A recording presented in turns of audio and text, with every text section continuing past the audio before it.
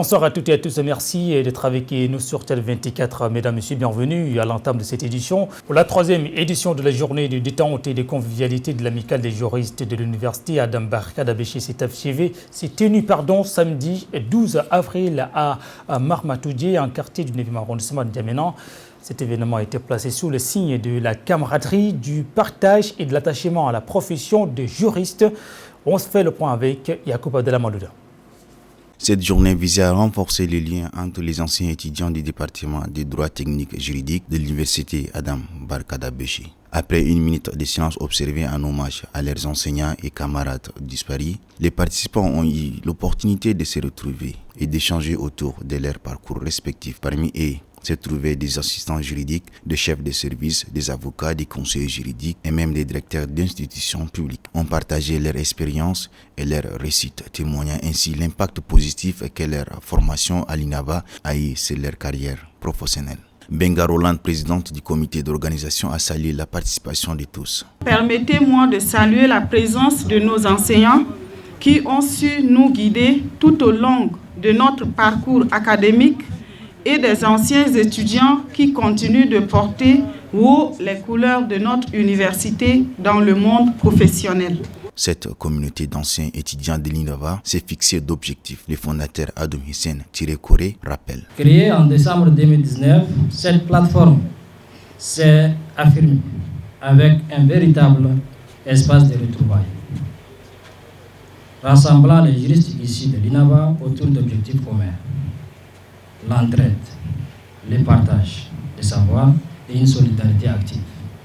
La journée a été marquée par l'adoption d'un texte statutaire essentiel pour le bon fonctionnement de l'amicale. Ces nouveaux règlements visent à structurer les activités futures et favoriser une organisation efficace. De plus, un nouveau bureau exécutif a été élu. Comprenant au total 17 postes, Dr Abraham a été désigné comme coordinateur et Ali Youssouf Mamadène vice-coordinateur, pour piloter les initiatives à venir et dynamiser davantage cette amicale. La falsification des documents de voyage est une infraction pénale. L'arrestation d'un propriétaire d'agence est décrit comme le cerveau d'un vaste réseau de trafic de documents mettant en exergue l'ampleur de ce fléau. Bien qu'illégale, ces activités pourraient-elles nous apprendre quelque chose? C'est un commentaire de Mathurin Akoutou. Après plusieurs mois d'investigation approfondie entamée en janvier, les forces de sécurité intérieure ont arrêté le 9 avril un individu clé identifié comme le cerveau d'un vaste réseau de trafic de documents de voyage. Ce développement n'est pas surprenant au regard de la situation actuelle. Au sein de ce réseau, l'on observe de fausses promesses d'emploi à l'étranger et la fourniture de documents falsifiés. Ces acteurs, motivés par le profit, mettant leur vie en péril en défiant la loi, malgré les risques de poursuites judiciaires, d'amendes lourdes et d'emprisonnement. Nous pouvons nous interroger combien de jeunes auraient été expulsés des pays où ils cherchaient à entrer, combien de documents auraient facilité le passage des criminels ou des terroristes, mettant ainsi en danger la sécurité nationale. De plus, ces pratiques auraient alimenté le trafic des personnes, accentuant l'exploitation et la souffrance humaine, où certains jeunes finissent incarcérés, le cas des prisons libyennes. Bien que la falsification de documents soit un délit passible de lourdes sanctions pénales, elle met en exergue une problématique plus profonde dans les sociétés africaines, notamment au Tchad, où le chômage est élevé et où de nombreux jeunes peinent à trouver un emploi stable et rémunérateur. Face à cette réalité, beaucoup de jeunes migrants se tournent vers d'autres horizons à la recherche de meilleures opportunités professionnelles et de conditions de vie plus favorables. Le contexte autoritaire des pouvoirs publics, la restriction de la liberté d'expression et un système éducatif de qualité insuffisante qui ne prépare pas efficacement les jeunes au marché du travail contribuent à ce sentiment d'étouffement. Afin d'accéder à des systèmes éducatifs renommés, offrant de meilleures qualifications, de nombreux jeunes estiment n'avoir d'autre choix que de quitter leur pays. Bien que nous ne cautionnons pas les pratiques illégales comme la falsification de documents de voyage, ces activités révèlent la précarité de la vie des jeunes. Nos dirigeants africains doivent réfléchir à valoriser les talents car, au-delà des conséquences punitives, la fuite des cerveaux dure depuis trop longtemps. La Bibliothèque nationale du Tchad a servi des 4 samedis pour la cérémonie de remise des prix aux hommes des médias à la suite d'un concours organisé par le journal Presse 235. Les précisions d'Alassane Moïse.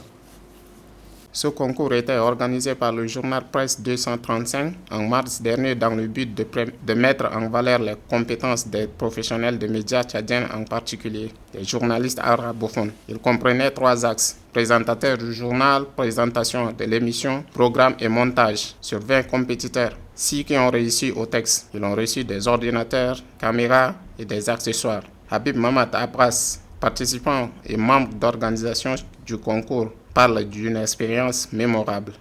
Le concours ont consacré sur les 3 piliers, les piliers du montage, des présentations des programmes, des présentations des journaux. Les programmes ont reçu des ordinateurs portables afin de leur aider pour leurs prochaines émissions en journalisme.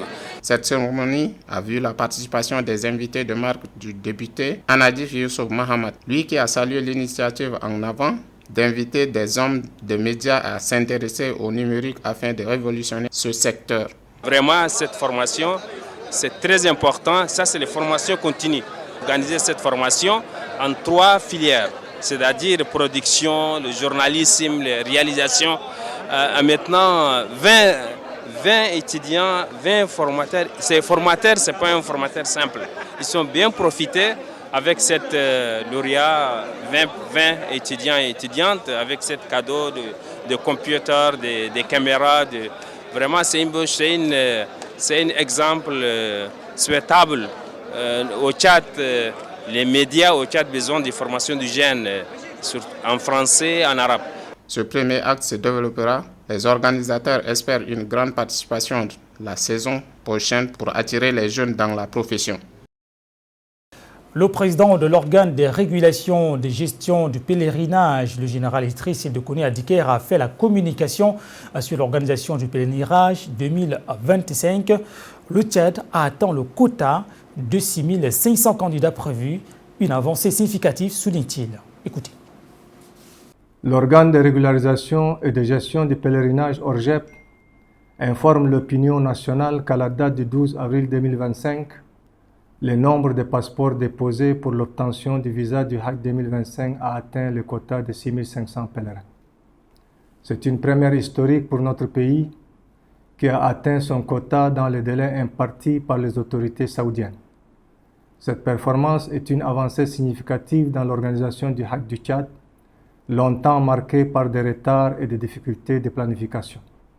Ce succès témoigne d'un changement profond dans la gestion du pèlerinage, rendu possible grâce à la mobilisation exceptionnelle des agences de voyage agréées, dont l'efficacité et le professionnalisme méritent d'être relevés ici. L'ORGEP adresse également ses félicitations aux futurs pèlerins pour leur discipline, leur patience et l'ordre avec lequel le processus d'enrôlement s'est déroulé.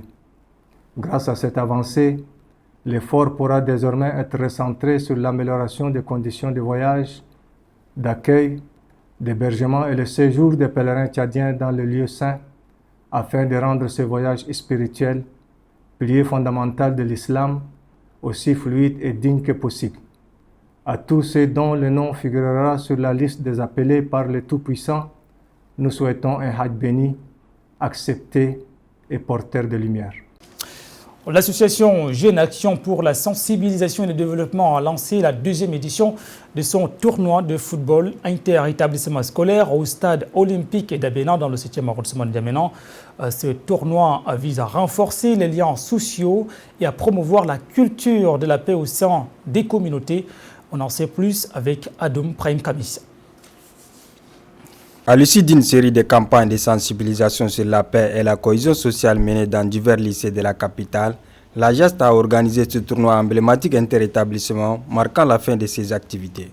Lors de la cérémonie d'ouverture, la secrétaire générale adjointe Elodie Denonoji Djenang a remercié les participants tout en soulignant l'importance de ce tournoi pour les jeunes. Chers élèves, ce tournoi est le vôtre.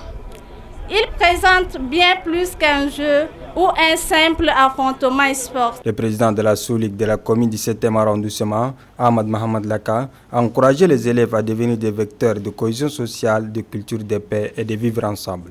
Je voulais m'adresser aux jeunes de différentes écoles de saisir cette opportunité de partage, de dialogue autour de ces ballons pendant ce temps de football.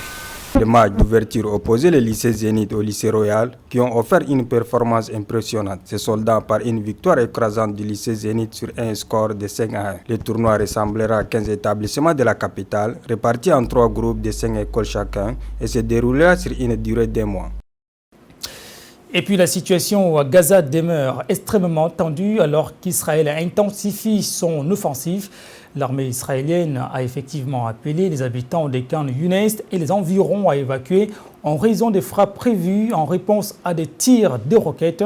Cette offensive s'inscrit dans un contexte de conflits à prolonger avec des conséquences humanitaires dévastatrices pour la population civile. Mesdames et messieurs, c'est la fin de cette édition. Merci à tous de l'avoir suivi. Bonne fin de semaine à tous.